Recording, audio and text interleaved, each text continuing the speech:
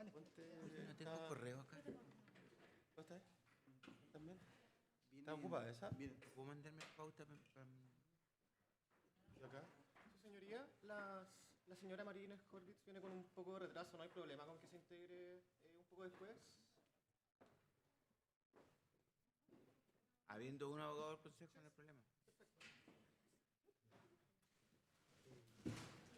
¿Cómo está el fiscal? ¿Sí viene?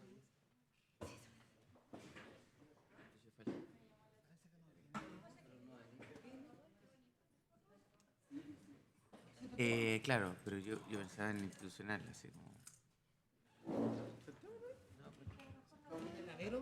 ¿Viene? Ah, esa que quedó su siempre. Sí, tiene que ganarlo cualquier... No, pero me puedo... La opción es mandarlo por Gmail.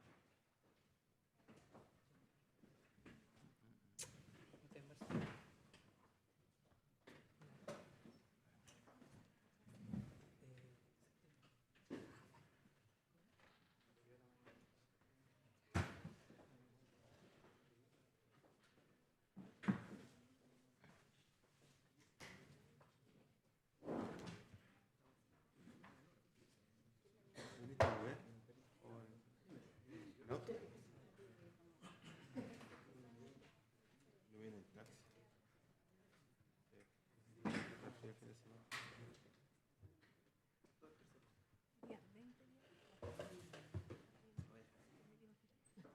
¿La papel? ¿Por 2 luquitas? Pero hubiera sido bueno.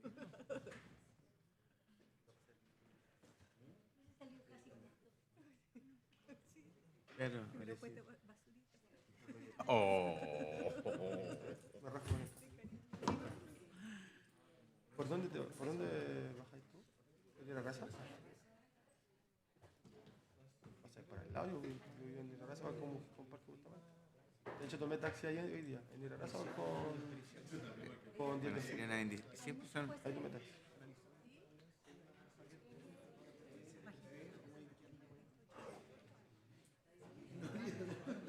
Y después, ¿cómo van a hacer valer los autos al final? Ah, verdad.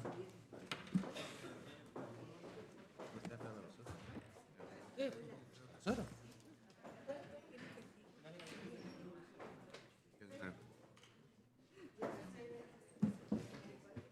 Hola, buenos días.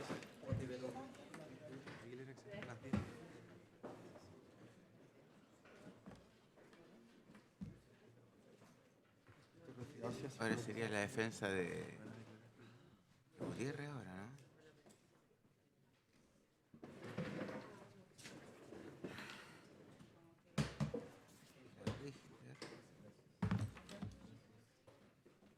Hola, bien, ¿y tú? ¿Cómo? Sí. Sí. Ahora 11. A ver.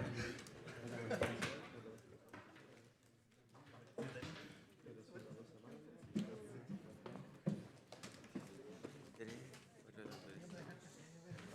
No, estoy bien aquí.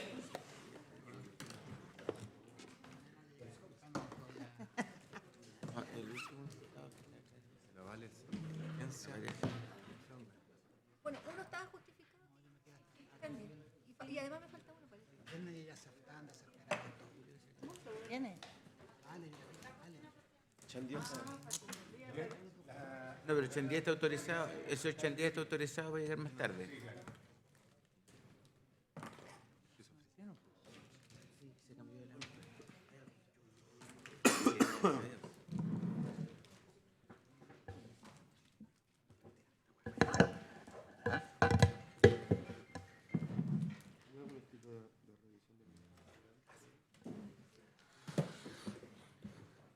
Hay fiscales.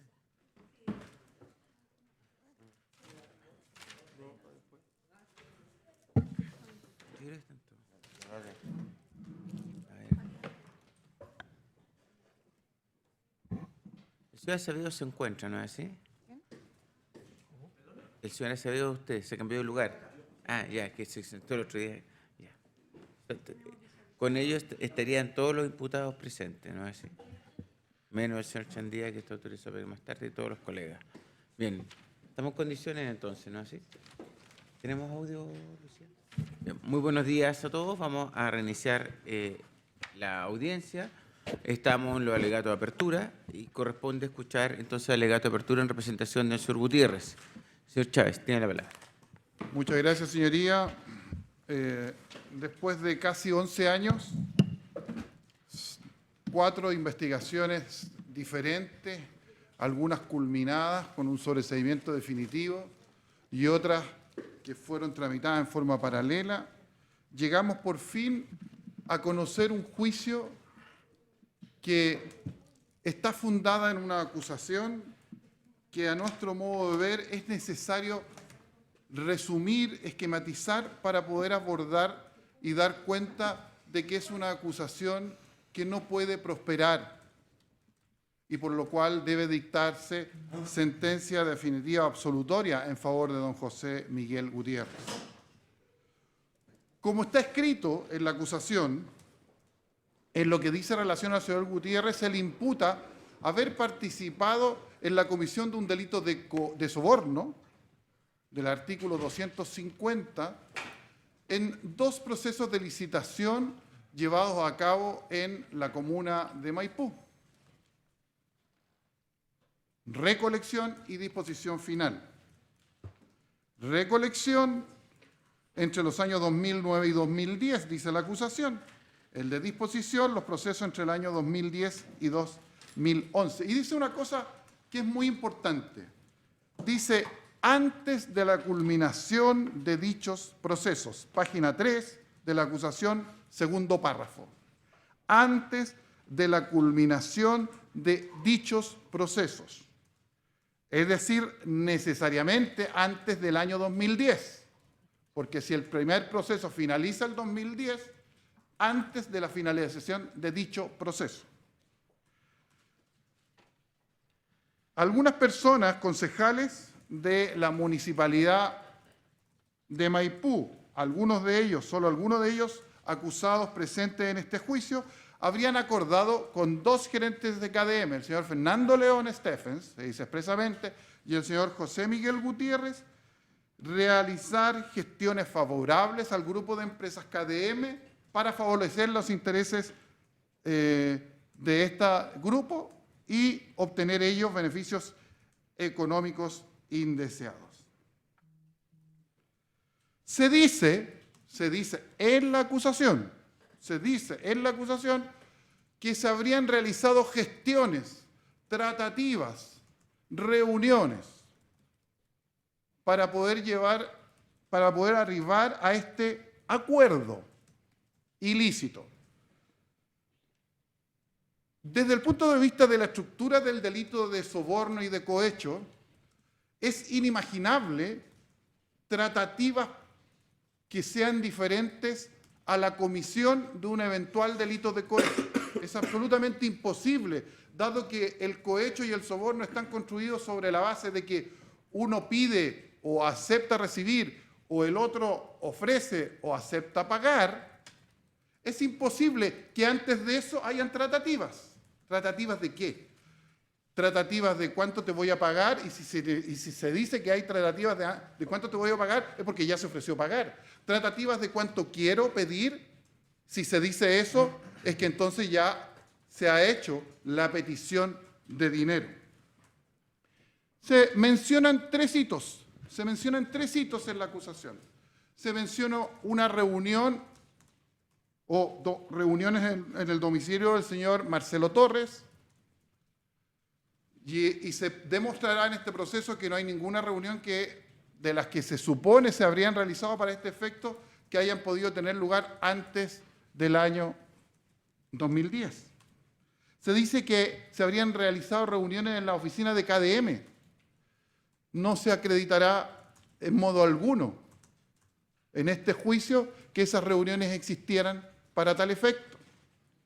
Y se dice, y esto sí que es importante porque esto sí que ustedes, señorías, lo van a escuchar, se habla de una reunión en un hotel de la zona oriente de Santiago en abril del año 2009.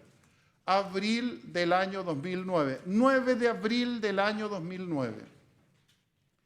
Esa es incluso la primera reunión que en el énfasis puesto por el Ministerio Público en su alegato de apertura explica toda la licitación de disposición.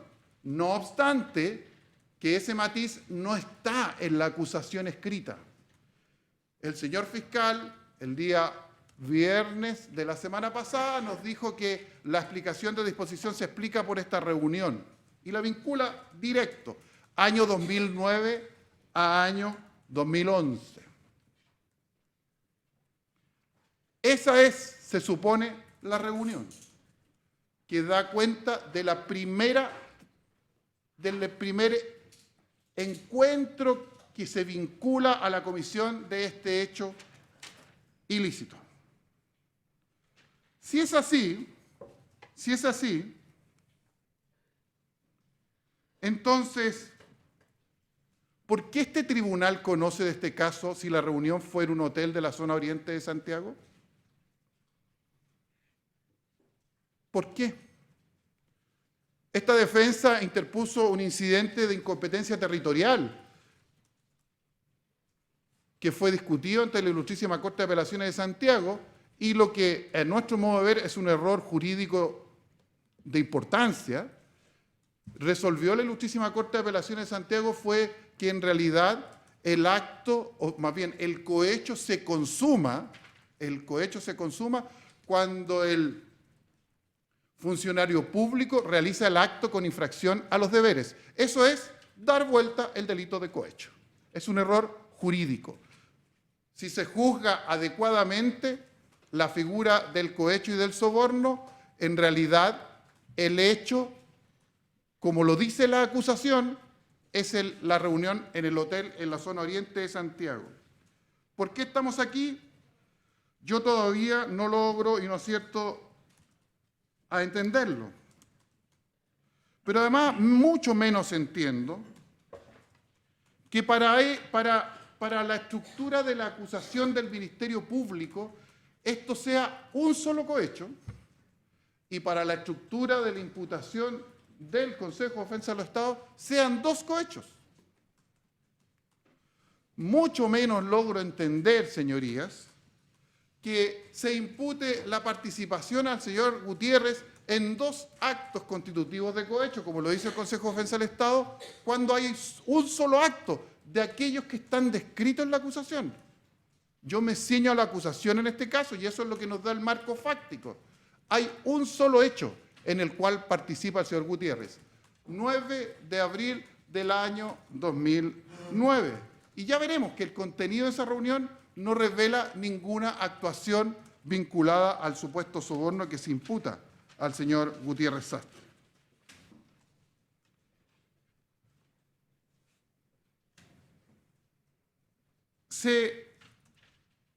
Ya se ha rebatido, incluso se ha rebatido por el querellante particular, la tesis en cuanto a cómo infringieron el deber. La tesis en cuanto a cómo infringieron el deber los funcionarios públicos, porque dice que eligieron la oferta económica menos beneficiosa para la comuna. El propio Consejo de Defensa del Estado en su alegato de apertura ha dicho que en realidad esa es una tesis que no es de recibo desde el punto de vista de la jurisprudencia casi unánime de la Contraloría General de la República. En cuanto a la votación que se llevó a cabo, se demostrará que el hecho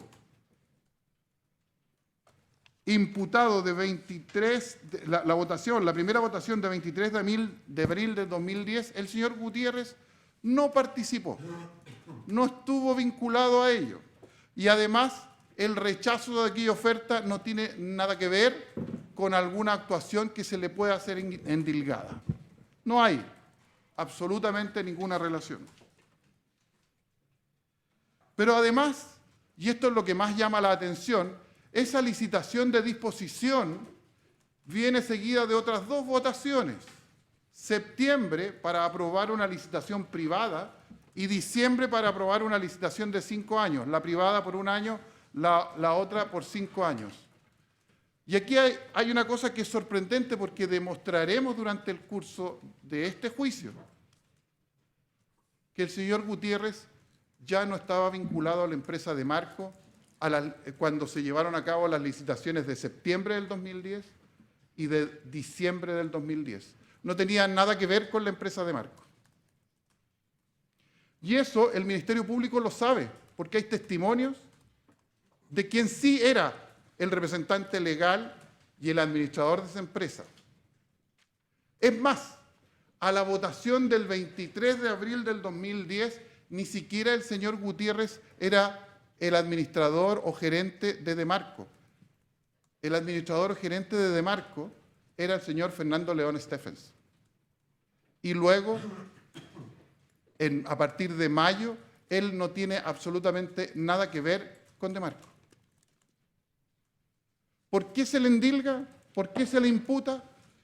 ¿Por qué no se trae a juicio al testigo que dice precisamente eso y que lo conoce el Ministerio Público? La verdad es que nos sorprendió cuando vimos la oferta de prueba por parte del Ministerio Público. En cuanto a la licitación de disposición, llama la atención, en primer lugar, que todo se funde por parte del Ministerio Público en su acusación y del acusador particular en cuanto a que se habrían hecho, entiendo que lo dijo el abogado del Consejo de Defensa del Estado, se habrían hecho unas bases a la medida, como trajes a la medida. Tanto en las licitaciones de recolección como en la licitación de disposición, se demostrará en este juicio que las bases fueron confeccionadas por la alcaldía, por una comisión especial designada por el alcalde, contratada por el alcalde en algunos casos porque hubo personas que no pertenecían al municipio que fueron contratados por el alcalde para tal efecto.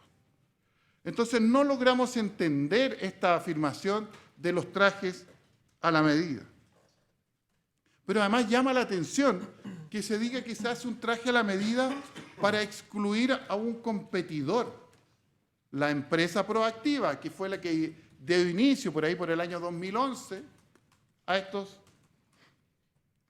este procedimiento o al procedimiento que da lugar a este juicio. Una empresa que incumplía las normas ambientales, señorías.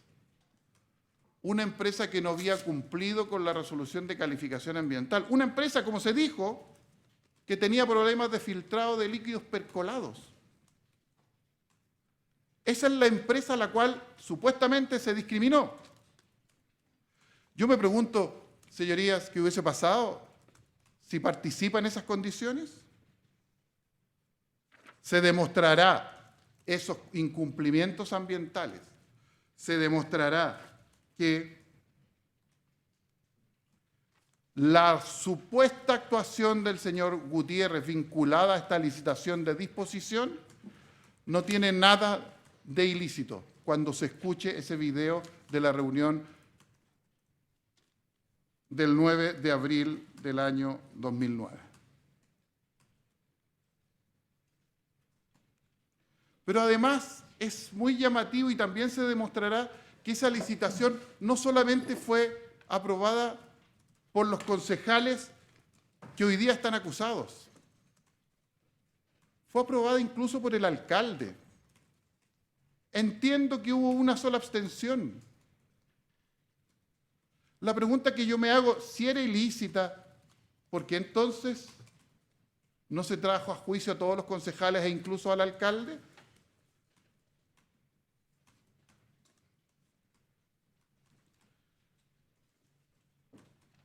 Desde el punto de vista del fondo, aunque aquí se ha tachado que es pura forma o que es una falacia, la del hombre de paja, las argumentaciones de defensa que ha formulado esta defensa desde el inicio del procedimiento. Aquí se han producido graves vulneraciones a los derechos fundamentales y así ha sido declarado por el Tribunal de Garantía. Gravísimas. Aquí hubo 4 investigaciones sobre estos hechos.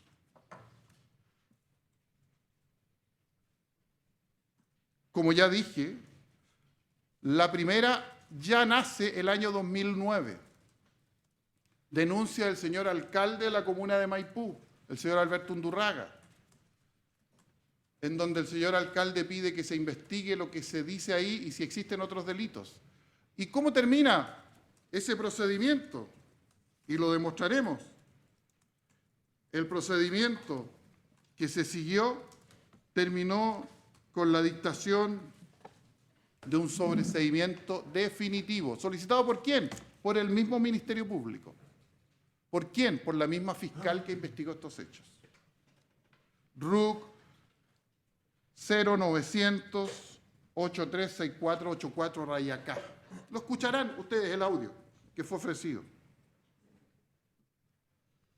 ¿Por qué entonces se siguió investigando? ¿Y cómo se investigó? Y ahí entonces vienen lo que se me endilga como cuestiones de forma, como si la forma no fuera contenido o no expresar un contenido, que no es otra cosa que el debido proceso. Aquí hubo vulneraciones graves del debido proceso. Hubo 3 investigaciones paralelas. Vamos a denominarlas solamente para efectos de su identificación y así quedará demostrado en el juicio. 11, 12 y 13. Una iniciada el año 2011, otra iniciada el año 2012, otra iniciada el año 2013. La primera se inicia con la querella proactiva. La segunda se inicia cuando el señor fiscal de aquella época decide investigar el delito de lavado de activos y actúa en secreto, no obstante no haber declarado el secreto como lo ordena la ley 19.913. Y luego, el RUC 13, la Fiscalía que nos trae a juicio hoy día va a buscar una causa a la Fiscalía Centro Norte y realiza toda la investigación desde el año 2013 en forma oculta.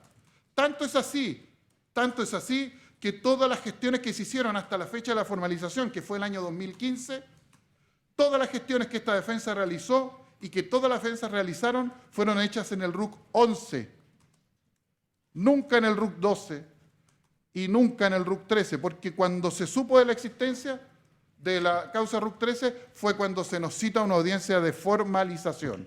2 años de investigación clandestina.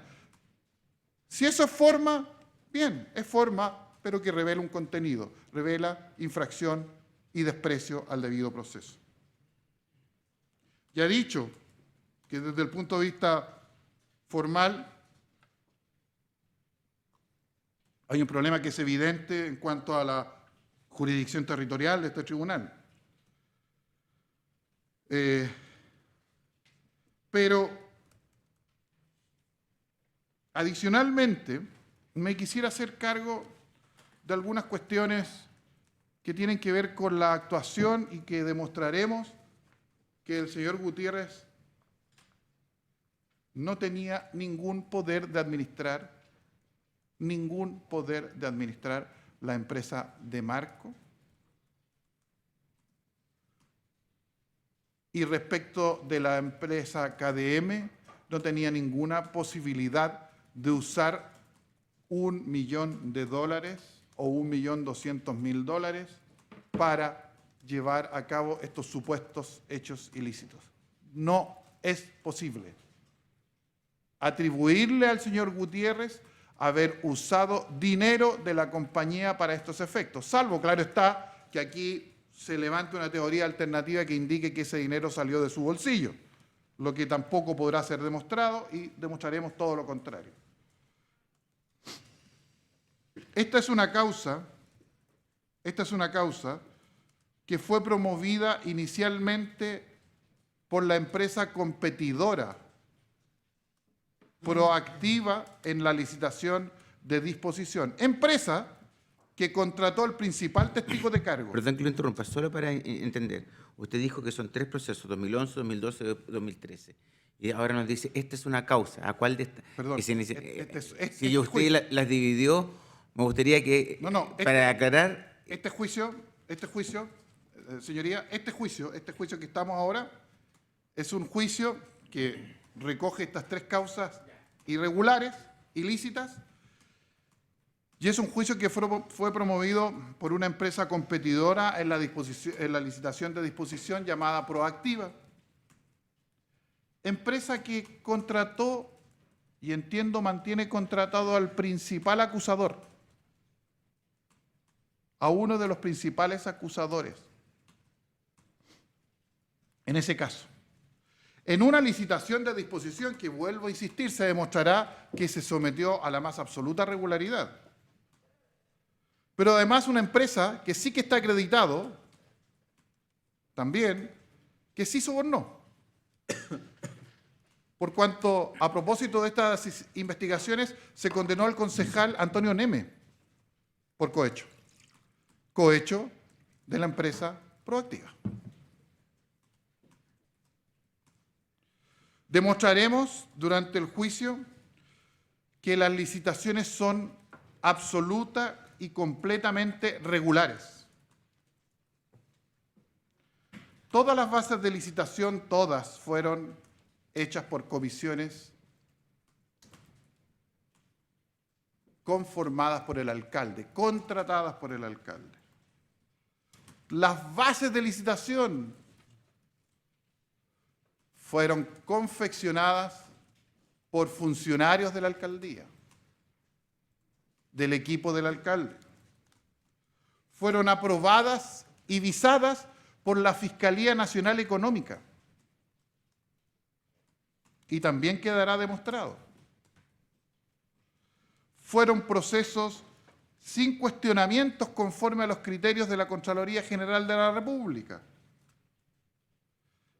Y que incluso con posterioridad, señorías, quedará demostrado que fueron impugnados estos procesos licitatorios, básicamente el de disposición, ante la Fiscalía Nacional Económica, en una denuncia que fue desestimada por la Fiscalía Nacional Económica, y así quedará demostrado, y que fue también impugnada ante el Tribunal de Contratación Pública.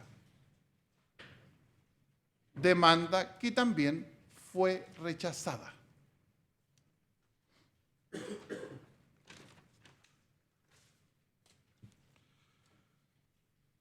Así las cosas, señorías, yo quisiera, para entroncar con la parte final de mi alegación inicial, con algunas cuestiones jurídicos penales.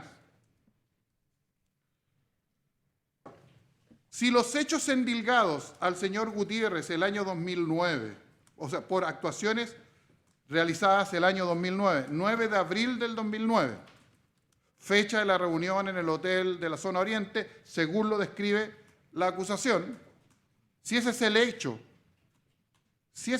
el primer hecho, bueno, estos hechos que se traen a este juicio están prescritos porque la formalización se llevó a cabo en el mes de agosto del año 2015. 6 años después, para un delito, un simple delito cuyo plazo de prescripción es de 5 años.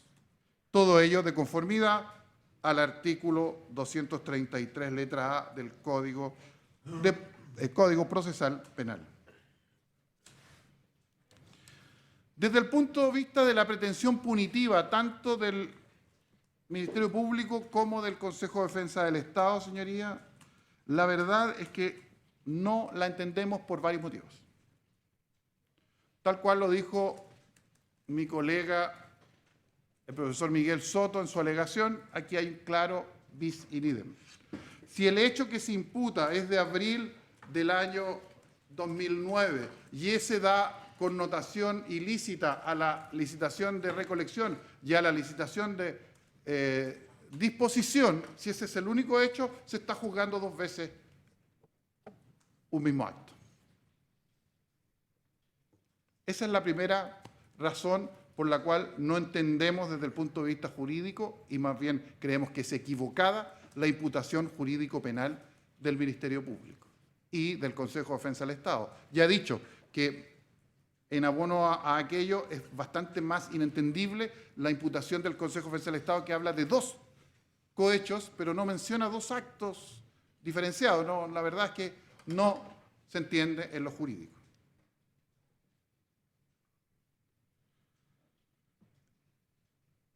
Adicionalmente, el señor José Miguel Gutiérrez no puede cometer el delito de fraude al fisco. No puede, es un particular.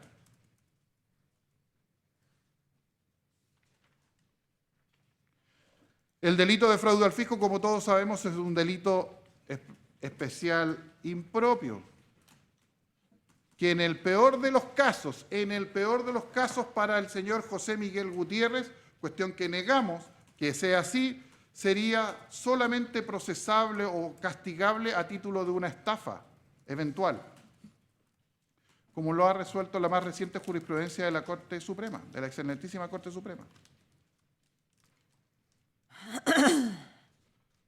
Pero además, señoría, si el hecho imputado es de 9 de abril del año 2009, el Código Penal de esa fecha prohíbe esta doble imputación por norma expresa. La prohíbe. Y esa es la ley que debe ser aplicada en este caso. Si se pretende aplicar esto que denomina el Consejo de Defensa del Estado en su acusación, relación funcional entre el fraude y el soborno del señor Gutiérrez, es porque está aplicando una ley vigente al día de hoy. Pero si nos vamos al Código Penal vigente al día de los hechos, artículo 248, inciso tercero, de abril, vigente hasta el 22 de abril del año 2009, está prohibida esa doble imputación. Por norma expresa.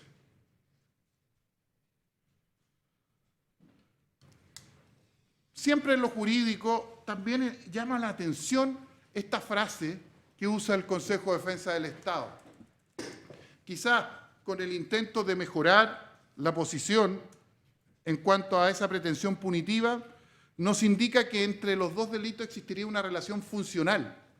Nos indica que parece que se pagó cohecho para cometer un delito posterior. Bueno, si eso es verdad, entonces el título principal de imputación es el 249, no el 248 bis. Y si eso es verdad, queda reforzada entonces la tesis en cuanto a que el señor Gutiérrez no puede ser condenado ni por estafa ni por fraude por norma expresa vigente a la fecha. En cuanto a la acción civil, quiero suscribir gran parte de los argumentos que el colega señor Macías señaló al referirse a la misma en cuanto al señor Marcelo Torre Ferrari, acción civil deducida por el Consejo de Defensa del Estado. No hay en la demanda ningún razonamiento acerca de cómo se vinculan los daños que se reclaman con la actuación del señor Gutiérrez. No hay ninguna razón. No se menciona cuál es la relación de causalidad, no hay una relación entre el daño y el perjuicio, es completamente imprecisa.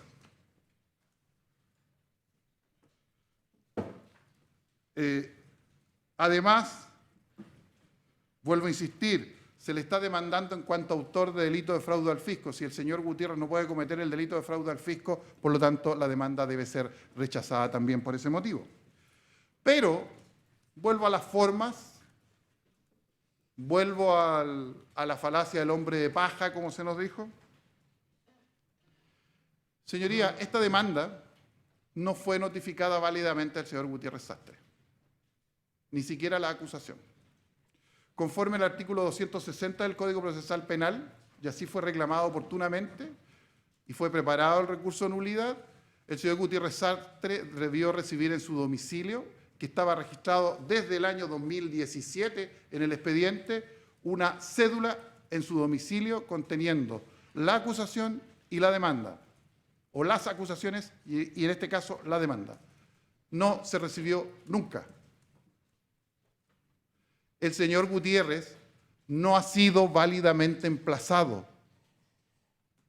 Forma, me dirán, yo digo debido proceso. Eso es una forma que expresa el contenido que debe tener toda la realización de la justicia en nuestro país. Si no se cumplen con las formas, si no se cumple, por ejemplo, con la forma de no contestar un teléfono celular en esta audiencia, seguramente sería reprendido este abogado. Con mayor razón debe respetarse las formas que son legales. El 260 lo señala expresamente y aquí, respecto del señor Gutiérrez, no se cumplió. No hay emplazamiento válido. Finalmente, y también en este contenido que exige el debido proceso y que se expresa en que las acciones deben ser ejercidas válidamente, la acción civil se encuentra prescrita.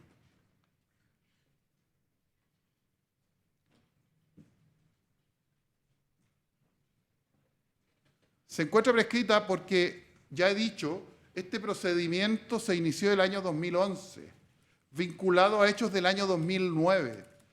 Si los ilícitos penales que se le pueden endilgar al señor Gutiérrez, que hemos sostenido en esta audiencia, son soborno y estafa y que están prescritos, bueno, la demanda civil está prescrita, pero por una razón adicional. La responsabilidad civil extracontractual prescribe en 4 años. En 4 años. Y la formalización se llevó a cabo 6 años después del hecho que se le ha endilgado. Y después de eso, el Ministerio Público, el Consejo de Defensa del Estado, ni siquiera preparó su demanda civil como lo indican los artículos respectivos del Código Procesal Penal, artículo 61 del Código Procesal Penal. No la preparó, no pidió ninguna diligencia útil a tal efecto. Bueno, seguramente porque ya estaba consciente de que estaba prescrita. En consecuencia, señorías, esta defensa con argumentos de forma y con contenidos sustantivos ha pretendido demostrar que en este juicio que se llevará a cabo respecto al señor Gutiérrez no puede ser sino dictada una sentencia absolutoria porque será demostrado su no participación en hechos delictivos y será demostrado que las pretensiones punitivas ya no fueron efectivamente ejercidas. Eso es todo, señoría. Gracias. Bien, la defensa en representación de la señorita Morales. ¿Perdón? Sí. Esa en representación del señor Pérez, por favor. Su señoría, mi abogada está afuera, pero no puede entrar porque está la puerta cerrada. Llegó un poco tarde y entiendo que había avisado al tribunal.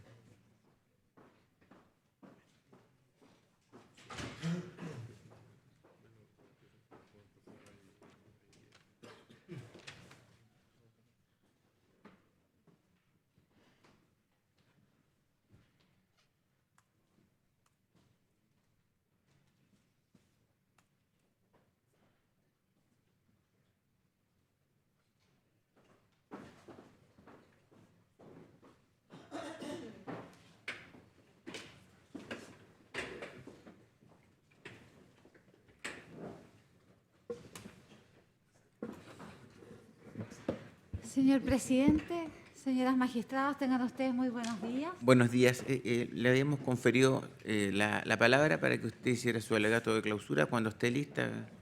Muy De apertura, buenos más días, bien. colega. Estuve desde las 9:15 más o menos afuera, pero golpeé, pero no se escuchó y no quise golpear más fuerte para no interrumpir a Miguel. Muy bien. Pero estaba afuera esperando porque tuve una audiencia de preparación primero. Em,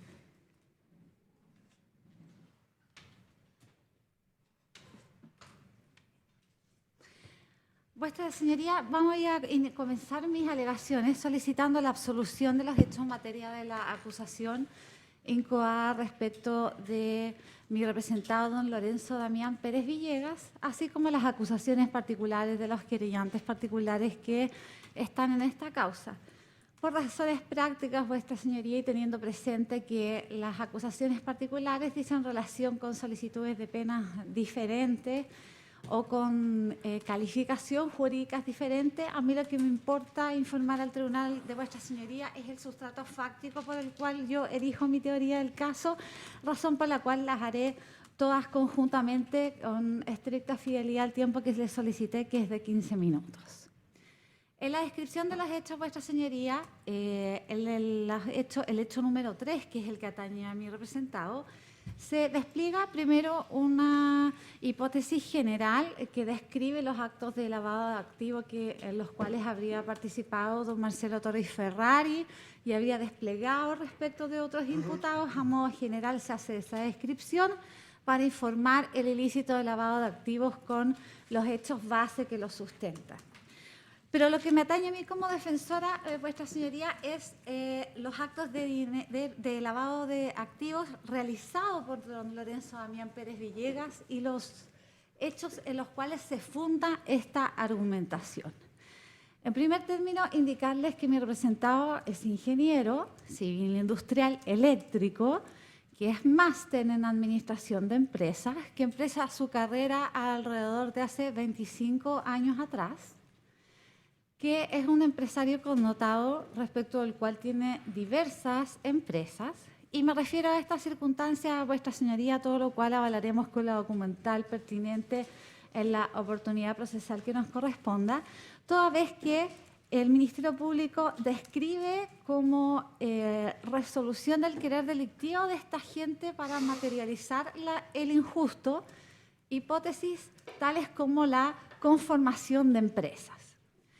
Ese hecho es el que más me llama la atención, toda vez que la constitución y conformación de empresas respecto de mi representado está realizada y se ha venido haciendo en el tiempo desde hace más de 20 años atrás, lo que vamos a demostrar en la oportunidad procesal correspondiente, como ocurre, por ejemplo, con las primeras sociedades que él constituye, que es Puertas Verdes, que se menciona ahí, Tricahue, y así va siguiendo con ingeniería, multiservicios y construcción, etcétera, todas las sociedades que están constituidas, lo que con el certificado de dominio vigente y con los estatutos de constitución que presentamos al Ministerio Público en su oportunidad, vamos a darle cuenta al Tribunal de Vuestra Señoría que la vida empresarial del señor Pérez Villegas no comenzó en ningún caso en la fecha que fija los hechos de esta acusación.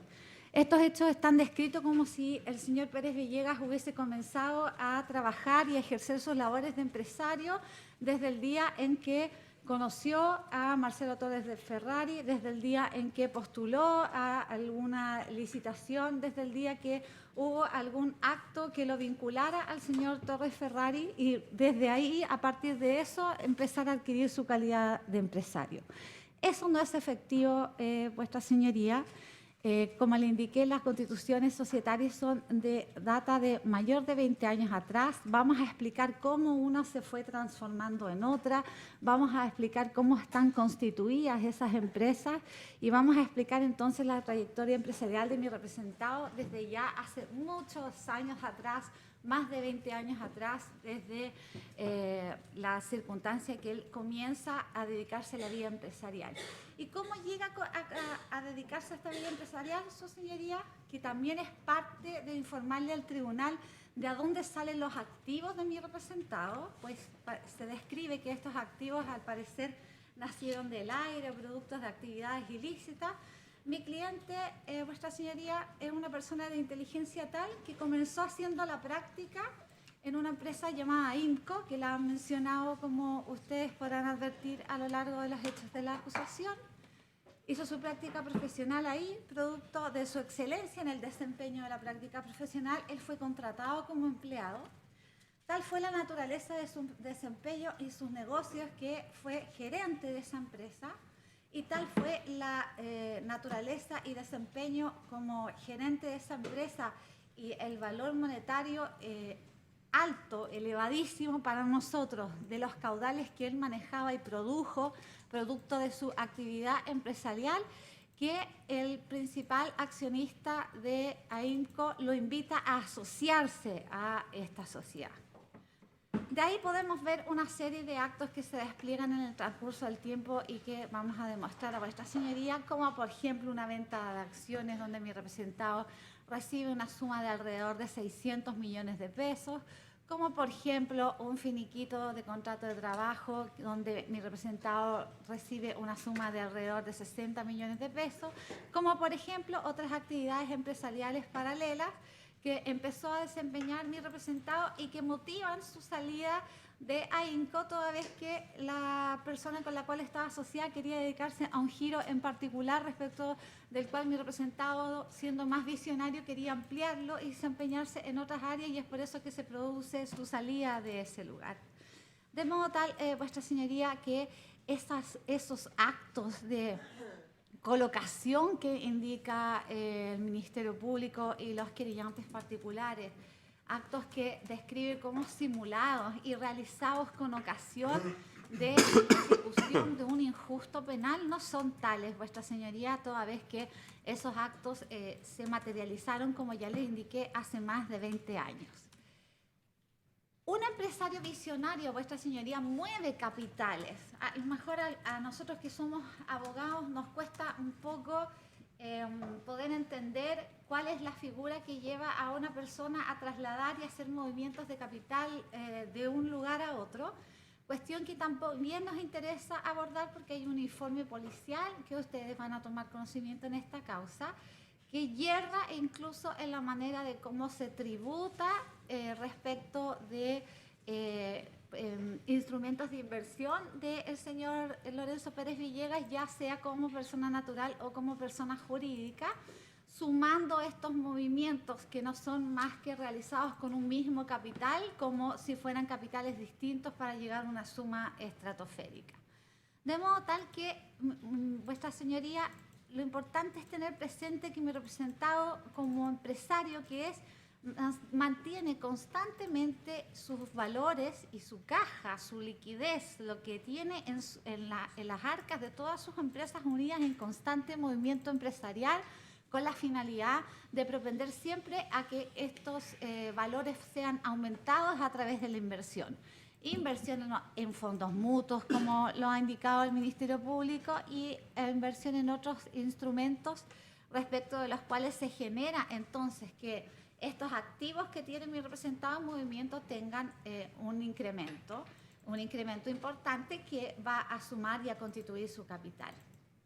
Vamos a ver también, su señoría, la gran cantidad de inmuebles que tiene mi representado a nombre de él como persona natural y de sus empresas, respecto de los cuales son activos importantes y de gran valor.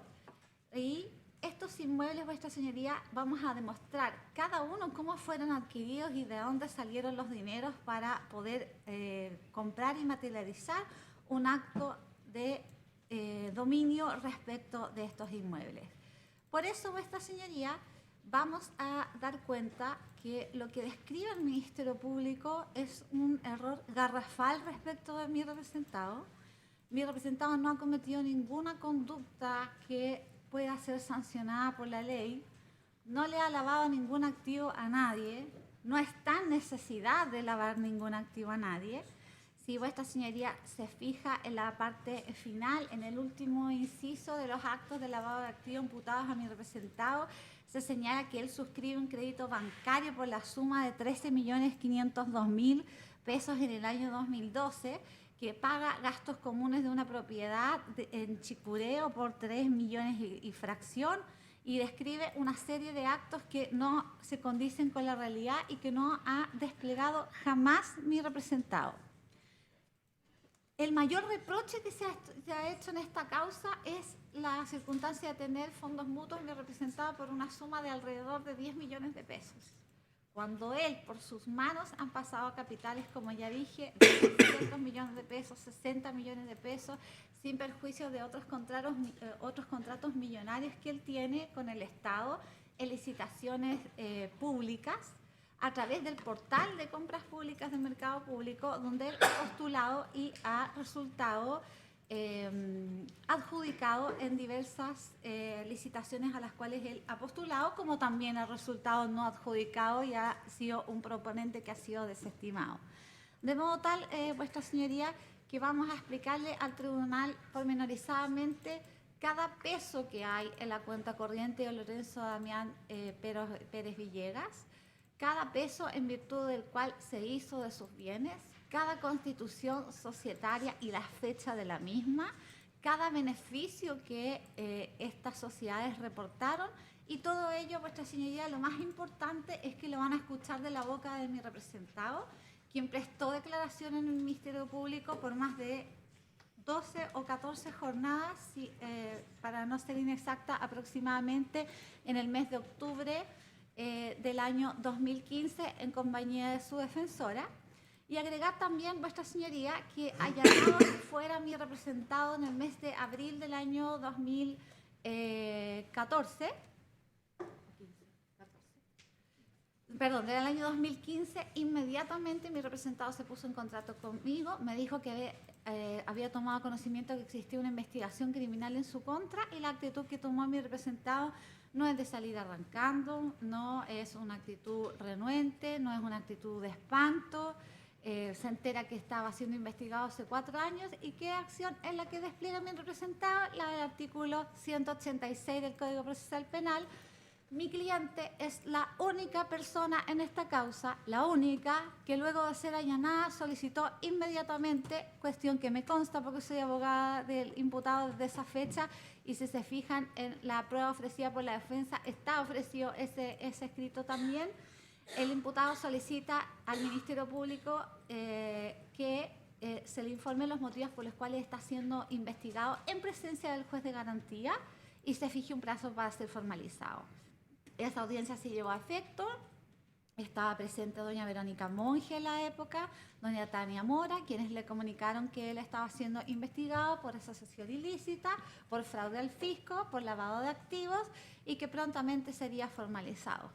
A los 15 o 20 días de la solicitud de mi representado y de esta audiencia que se realizó, es que el Ministerio Público solicita la formalización de la investigación de todas las personas que están acusadas en esta causa, razón por la cual la formalización, la judicialización de estos antecedentes se debe a la solicitud de Lorenzo Damián Pérez Villegas y de la defensora que le habla.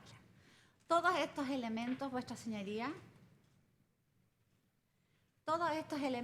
vuestra señoría, aunados a su declaración, que fue prístina, donde acompañó más de 1.500 documentos, hay casi dos tomos de la carpeta investigativa dedicados netamente a documentación que entregó mi representado durante su declaración ante la fiscal Solange Huerta y varios policías de la Brigada de Lavado de Activos.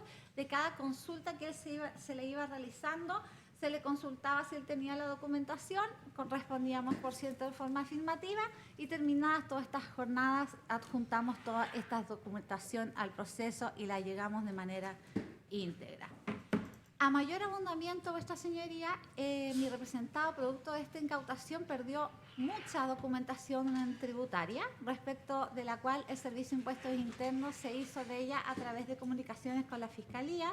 Fue revisado íntegramente, no tiene ningún reparo ni ningún giro de cargas impositivas que él no haya cumplido, y prueba de eso está que el Servicio de Impuestos Internos no está acá persiguiendo a mi representado por ningún antecedente de sus dineros que él no haya podido justificar.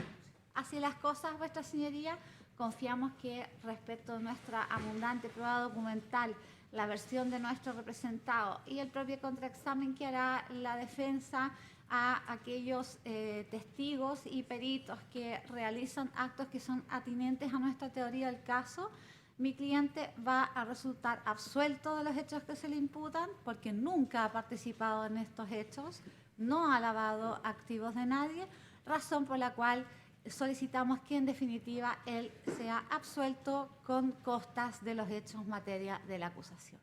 Eso es, señor presidente. Muchas gracias. Gracias. Vamos a escuchar al alegato de apertura de la defensa del señor Acevedo.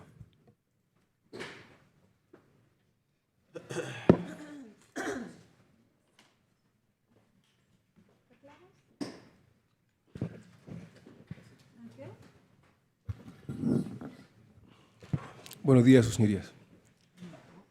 Gracias, señor defensor. Lo escuchamos. Sus señorías, en el contexto de la investigación de este hipertrofiado caso de la basura, cuando se indagaba patrimonialmente al señor Cristian Vittori, la Fiscalía descubrió que un automóvil, inscrito en nombre de la mujer del entonces alcalde, había sido comprado por la empresa Don Oscar, con cheques de la empresa Don Oscar, o con transferencia bancaria de la empresa Don Oscar.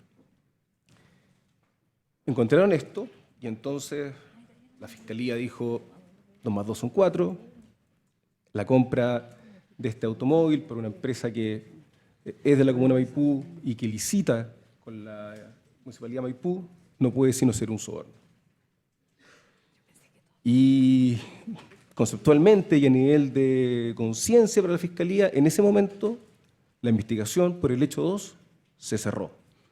No había mucho más que investigar en términos globales, en términos objetivos, ¿verdad?, de lo que pueda favorecer o no a mi representado y al alcalde Vittori, que era quien buscaban, ¿verdad?, en este caso, sino que sencillamente había que confirmar. Y esa es la orientación que tomó la investigación respecto del hecho de entonces, confirmar que había un soborno. Para, en definitiva, poder así constituir, ¿verdad?, otro delito base para el lavado que se estaba en ese momento, trataba la Fiscalía de constituir respecto del señor Cristian Vittori. Luego, además, necesitaban de este soborno, porque aquí está el beneficio económico para el empleado público, necesitaban el beneficio para el particular, como lo favoreció. Y también había que construirlo.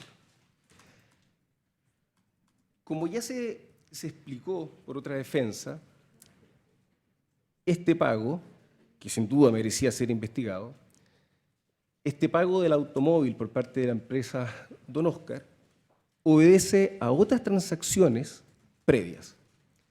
Mi representado, que es un comerciante que administra esta empresa Don Oscar, tiene en el recinto canchas de fútbol, de pasto sintético que arrienda para que la gente juegue ahí. Hay también una discoteca, un centro de eventos, organizan conciertos. Y en la época, en los años 2013, 2014, operaba dentro del recinto una compraventa de automóviles, Autogermana. Entonces, cuando llegó don Cristian Vittori con este Dodge Caliber, con este auto, para que se venda, mi representado lo atendió personalmente y gestionó él la venta del Dodge Caliber. Durante el 2013 apareció un interesado, el interesado pagó el precio, se lo depositó directamente a mi representado y después además se practicó la respectiva, antes de octubre del 2013, se practicó la respectiva transferencia a través de un contrato de compraventa notarial. Mi representado tenía este dinero, le hizo al alcalde Vittori, se vendió el Dodge, pero el alcalde dijo, espera, porque además quiero vender otro automóvil, este Mazda CX, que es de propiedad de mi mujer, para con los dos autos comprar uno solo. Y así luego estuvo un tiempo en consignación este Mazda, la misma dependencia, esta automotora que funcionaba ahí, y finalmente apareció un interesado. Y esta parte es muy importante porque mi representado dentro de su giro prestaba el servicio de carpas para eventos. Y este segundo automóvil, él lo permutó con el interesado, a quien conocía porque era un proveedor de la empresa, y no lo vendió por dinero, sino que lo permutó para él. Y lo permutó por un camión y una importante cantidad de vigas para instalar carpas para eventos. Entonces aquí el precio de venta de este auto, que dejó en consignación la mujer de Cristian Vittori, se lo debía ya derechamente mi representado Cristian Vittori, porque él lo permutó por especies que eran para su beneficio personal, ¿verdad? Para su empresa, para su giro. Luego, que ya tenía el acuerdo de permutar este Mazda por el camión y las vigas, se buscó el auto que definitivamente se compraría, lo encontraron en octubre del año 2013, y en noviembre se hizo la transferencia del Mazda CX al comprador y la transferencia del camión a mi representado.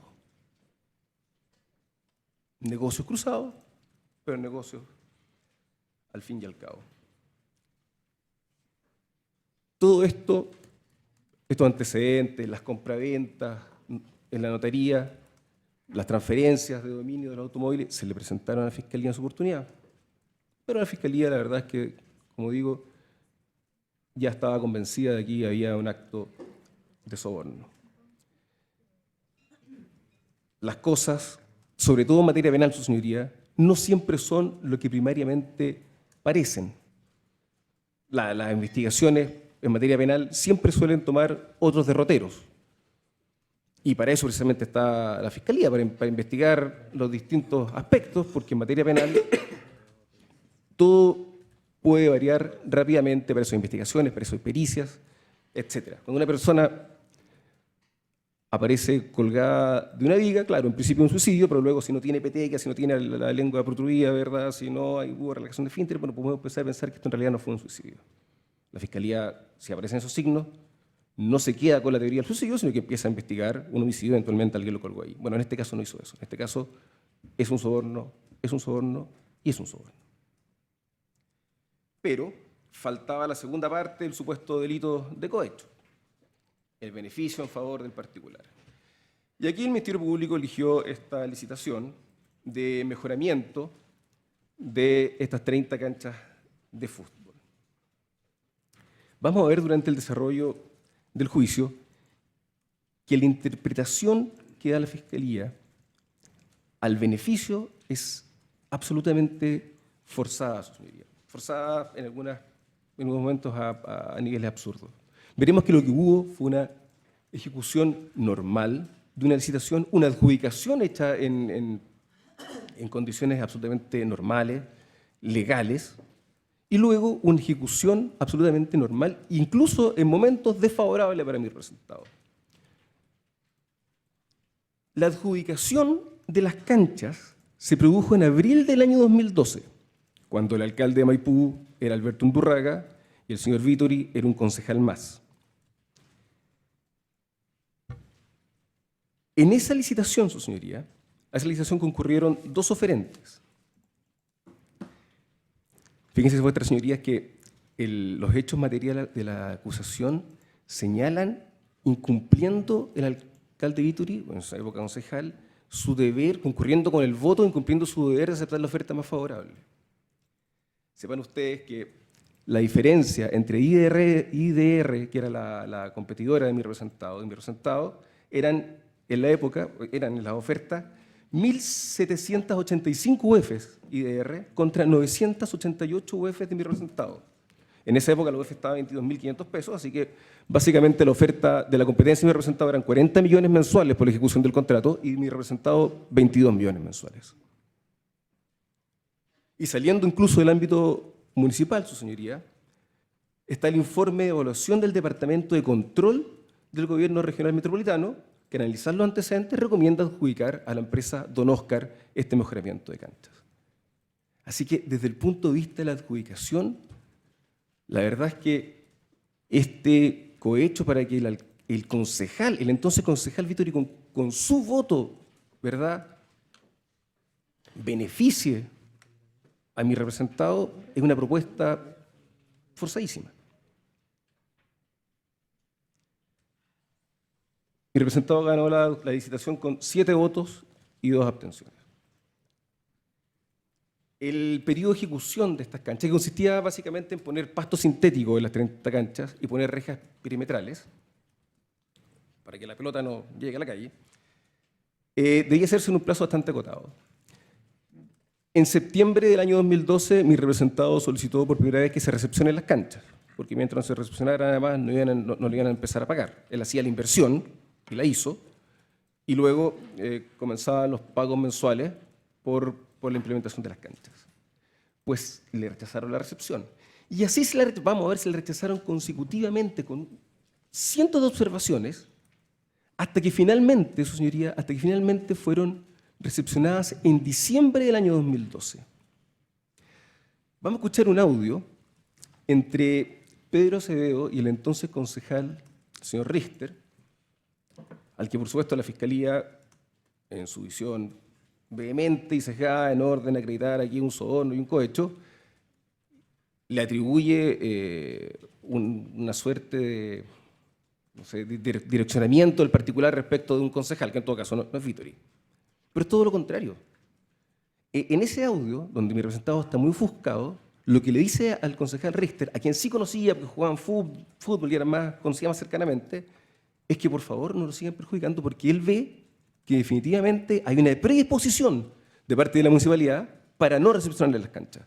Porque uno de las direcciones fiscalizadoras le envió un correo en el que le dice vamos a ir tal día, tal hora, y luego le enviamos las pertinentes observaciones. Entonces mi representado, con justa razón, dice, oigan, están partiendo de la base de que haber observaciones.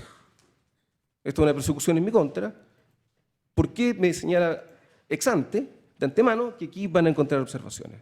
Y eso es lo que, en definitiva, indigna a mi representado porque se va postergando la recepción de las canchas, que en definitiva, como dije, son recepcionadas en diciembre del año 2012. Decía su señoría, por ejemplo, que hubo elementos que en todo caso fueron más onerosos y perjudiciales para mi representado en la ejecución, porque en el contrato de las bases, las canchas no estaban contempladas que tuviesen algo que se llama solerillas, que es un borde de concreto que las contiene. Mi representado, pero eran necesarias y mi representado las puso con tal de que le recepcionen las canchas. Las indicaciones decían que los cierres perimetrales tenían que estar fijados, ensamblados con unos remaches que se llaman remaches pop. Pues eran insuficientes, les llegaba un pelotazo y se abrían las rejas, así que mi representado las soldó, yendo más allá de lo que el contrato y las bases indicaban. Entonces, señoría, la verdad es que esto de la ejecución favorable es algo que no se condice con lo que ocurrió en la realidad. La mantención, además de las canchas, su señoría, consistía en algo que se llama un peinado del pasto mensual, hay que peinarlas, pasar unos cepillos de metal para que el pasto se levante, y una especie de gravilla de caucho que ya entre medio se redistribuya. Y eso costaba, tenemos los presupuestos, costaba 350.000 pesos mensuales para las 30 canchas. Y el supuesto soborno que facilita la ejecución habría costado 18. Entonces ni siquiera hay una correlación entre el precio del soborno y los costos de ejecución del contrato. Veremos, insisto, todo esto ha sido una ejecución absolutamente normal. Ha dicho la Fiscalía, se benefició el señor Acevedo por nada. No es así. Mi representado importó el pasto, hizo la inversión, construyó las rejas, las canchas estaban ahí y la comunidad las usó. Lo que pasa es que veremos además en qué términos las usó, porque eran canchas de fútbol, su señoría.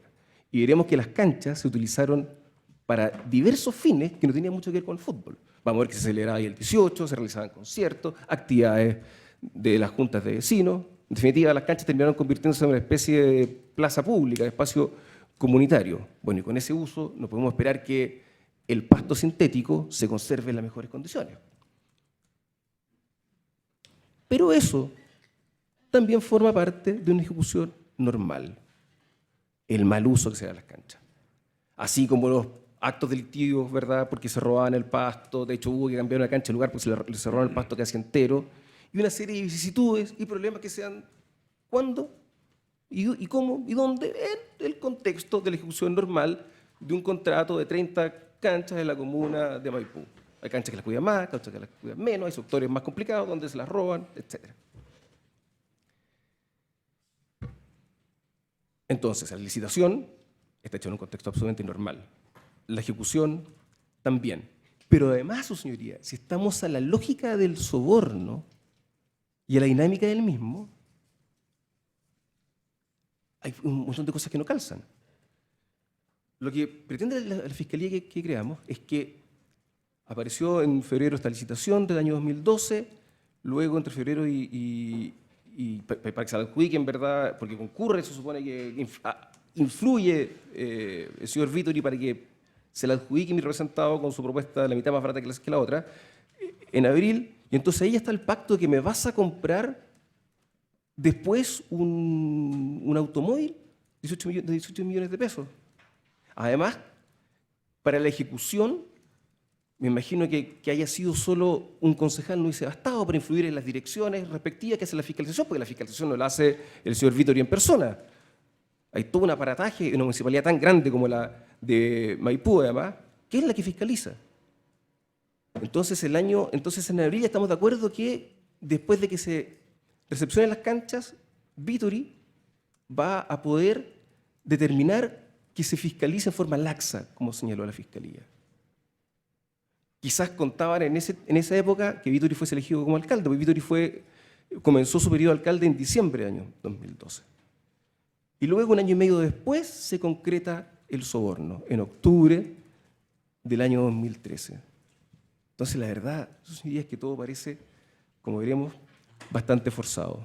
Es verdad que mi representado, en todo caso, después dejó de mantener las canchas. Las dejó de mantener cuando, después de la formalización, la municipalidad le dejó de pagar mensualmente. Debemos recordar que el costo primario, la inversión, la hizo mi representado. Le dejaron de pagar el retorno, bueno, y él dejó de mantener porque estaba ofuscado en ese momento, porque lo habían formalizado de forma injusta, y entonces durante algunos meses no mantuvo, y luego además se metió en un juicio civil con la municipalidad que hasta hoy en día sigue. Pero en definitiva, su señoría, lo que ha ocurrido es que, y si vemos además la relación de hechos de la imputación, son puras generalidades, su señoría. Puras generalidades. Yo creo que esto además incumple el deber o los requisitos que establece el Código Procesal Penal en orden a señalar una relación circunstanciada de los hechos atribuidos. ¿Pero por qué no hay una relación circunstanciada, señoría? No es porque el Ministerio Público no sepa redactar en forma adecuada una acusación, por supuesto que no. Es porque no tienen esos hechos en los que el alcalde Vittori influye. No nos dicen quién influye, quiénes son los funcionarios que en fondo actúan en forma laxa, requerimiento, solicitud de Vittori. Nada de eso está en los hechos de la acusación. Pura generalidad de eso, señoría. Apuntando a la bandada. Pero a este Código Procesal Penal no le basta apuntar a la bandada. Es necesario señalar a qué pajarito se le va a disparar puntualmente. Y eso en este caso no ocurre. Y todo eso falta porque no existe ningún soborno, no existe ningún cohecho, y por lo mismo, su señoría, terminado el probatorio, la conclusión necesaria de vuestra señoría será que mi representado ha de ser absolvido, absuelto. Y absuelto, naturalmente, con costas en este caso. Eso, señoría.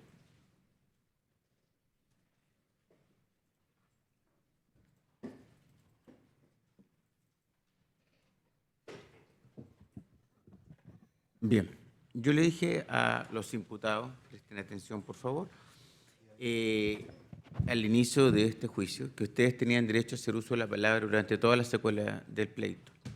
Eso quiere decir que en cualquier momento del juicio ustedes pueden solicitar a través de su abogado hacer uso y prestar declaración. Pero también le adelanté que ustedes tenían derecho a guardar silencio. Es decir, esta posibilidad de prestar declaración no es una obligación, es una facultad. Entonces, esta es la primera ocasión en que tengo el deber de preguntarles si ustedes van a hacer o no uso de la palabra antes de que empiece la prueba que van a rendir los acusadores. Entonces, en esta ocasión tengo que preguntarles si ustedes deciden